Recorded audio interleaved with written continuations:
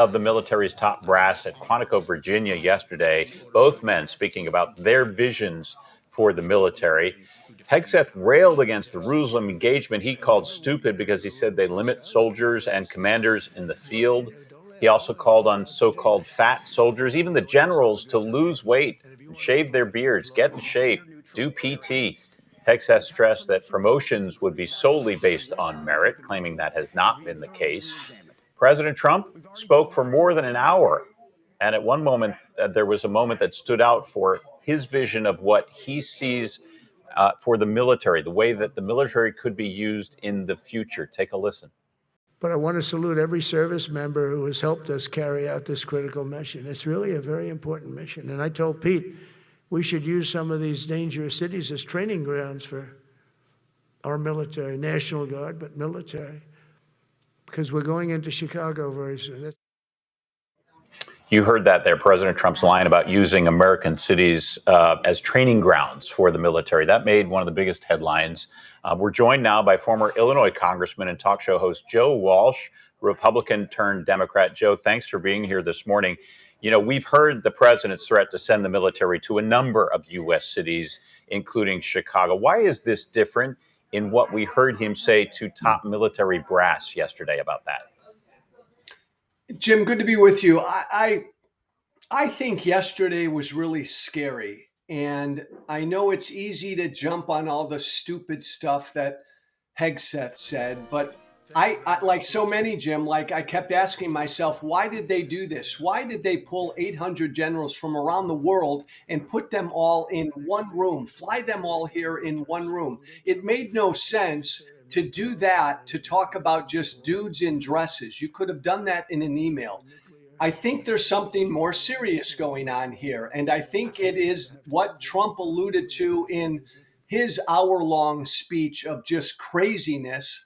The one point Trump got across is the military on our streets. And I think the message yesterday was clear. And it's frightening, by the way, Jim. The President of the United States is prepping the military for orders to fire on American citizens. I think that's what he's setting the predicate for. Joe, words certainly can have real power. The president cited the enemy within in his remarks. Why is that particular language important to note? Yeah, and he's talking to a room full of generals, and he looked at them and he pointed at them and he said, "This is a war that you are going to be called to participate in against the enemy from within, against American citizens." You know what? We've failed in this era of Trump, as the 9/11 Commission said about 9/11, a failure of imagination.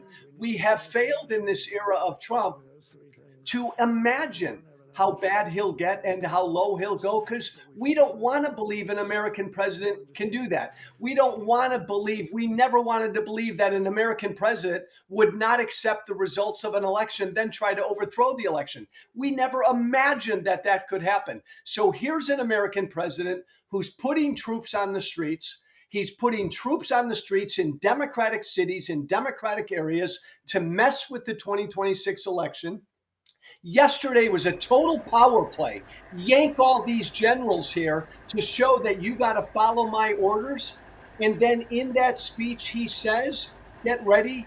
I'm going to call you to act in a war against American citizens. I mean, come on now. Imagine and be ready for what he's talking about. Joe, what do you say, though, to crime victims in some of these cities who say, hey, something's got to be done to make our cities safer and bring on the military if that's a solution here? What do you say to them?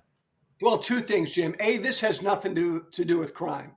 I mean, everything Trump wants to do with the military has nothing to do with crime. It is all about screwing with the 2026 elections or halting the 2026 elections from happening. Period. And if you want to talk about crime, there are other ways to talk about crime. And we don't, in America, it's unconstitutional to put the military on our streets to engage in law enforcement. That's a state and local responsibility. If you're pissed off about crime in your city, then get on your local representatives, your mayor, and your governor. And by the way, they know how to deal with crime better than some guy sitting in the White House does. You mentioned that this is a way to mess with the 26 elections. How so? What do you mean? I think this is all about, Jim, trying to intimidate people who vote in Democratic precincts. He's begun putting the military on the streets in Democratic cities. That's no accident. And again, Trump's an idiot, but he says it. I'm going to put troops, I'm going to put the military in Los Angeles and Chicago. He wants to keep Democrats from voting. He wants, Jim, to create chaos. The military on our streets, people are going to get upset about that. There could be disruptions and some acts of violence. Trump wants utter chaos so he can get to the point next year and say, oh my God, the country's Minneapolis is burning down or Chicago's burning down. We've got to hold off on the elections. Who knows? All I'm saying is this is unconstitutional. And he looked at 800 generals yesterday and he said, I ordered you to come here, and you did. Get ready. I'm going to order you to fire on American citizens. He said it. He said, you are going to participate in this war against, as you said, Jim, the enemy from within.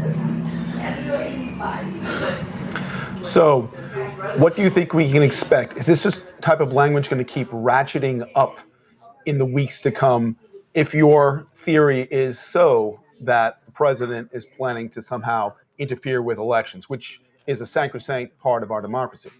Yeah, that's a great question. Ratchet up. And I don't mean to smile because, yeah, how can you ratchet it up, right? The enemy from within. This is a war between good and evil. It's a war on our streets.